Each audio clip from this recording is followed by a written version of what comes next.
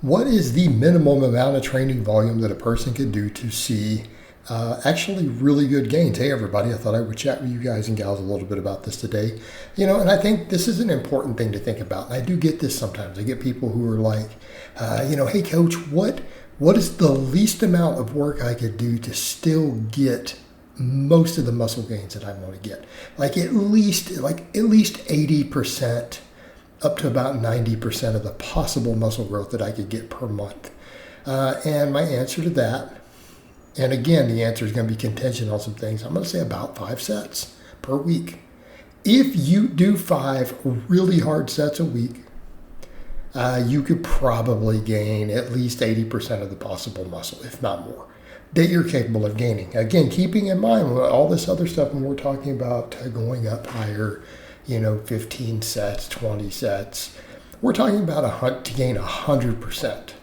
And when people start even trying to address studies showing even higher volumes, they're trying to get the last 100%, and maybe the other would only give 99.9%. Okay, so we do need a context for that. But yeah, around 5 sets. And as a coach, I have seen fairly advanced lifters make good progress on that. Now, I'm going to say more novice lifters actually tend to struggle if volumes go that low. And it's mainly because they're just simply not capable of generating enormous workloads off of single sets. They're just not. But, when you can do rep work with 225 on a bench, okay, you can do, pull-ups to where the full weight, you can do 10 reps with 200 pounds total, meaning either you weigh 200 pounds or, you're 175 and you guys want to, you can get to that strength level. You can do a few reps with 315 on the squat. When you are at that level, yeah, five sets can actually do it. You have enough neural drive, enough base strength. You can do a lot with those individual sets. Now, when I give those volumes of the 5 sets, I want to add some stuff. That's going to mean that for secondary exercises, those are going to be part of your 5 sets, if not most of them. And your bigger lifts, a lot of times are going to count as maybe half sets. And I used to hate the whole half set thing. And sometimes I do still hate using it because people start trying to go overboard with it. Let's just be clear on what I mean by a half set. Bench press or even a closed grip bench is probably a half set for the triceps. A vertical pull, not a horizontal, so in other words, a row doesn't seem to work biceps nearly as well. Maybe, but definitely a pull-up or something could be a half set for the biceps. Okay. A bench press could maybe in theory be a half set for the side delts. I don't know that I would go that far. Maybe your wide grip pull-ups and rows could be a half sets for the side delts. I might put them in the category of saying half sets for the rear delts. I would also then maybe count, like a lateral or something as a half set for the rear delt. Delts is one of those you can understimulate if you're not careful. But if you get lean enough and you get strong at the others, you still might have good delts. But generally speaking, step back and say, all right, one muscle in the body, it'll count as a full set. So that would be the way to look at compound movements versus isolation. So giving that criteria, isolation to failure would count as part of that 5 sets. Or if you get within 1 rep of failure, I would count it as one of those 5 sets, right?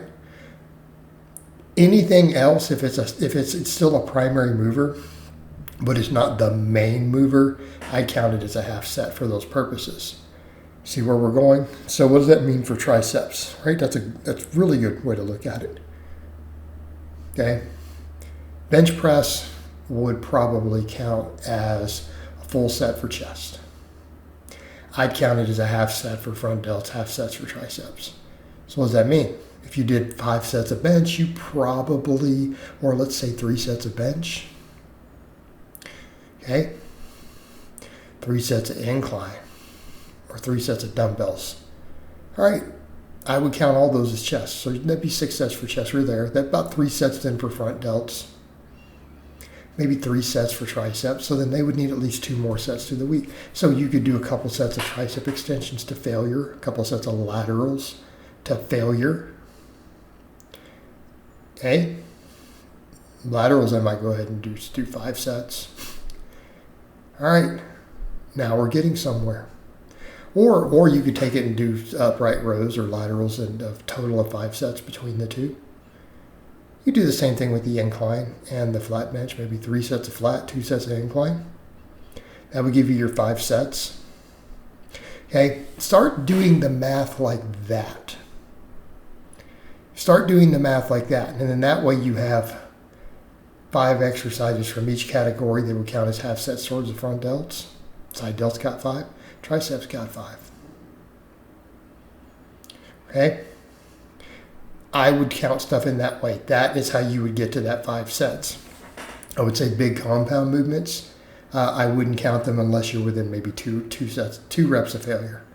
So if you stop at 8 and you could have ground out 10 with everything that you had, I'd count it. But if you got 9 and 10, I'd count it. You need to be pretty close to failure. If you're not, I definitely wouldn't even count anything towards the smaller muscles. Because, we could argue, well, within 5 reps of failure in theory. Well, I'm going to say for a big movement, only the primary movers at all. I would literally call that no stimulus for secondary.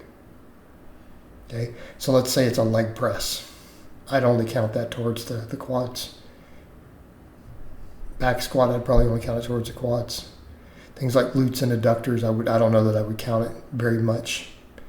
Unless that's where you feel those movements or you're using a stance or whatever that hits those.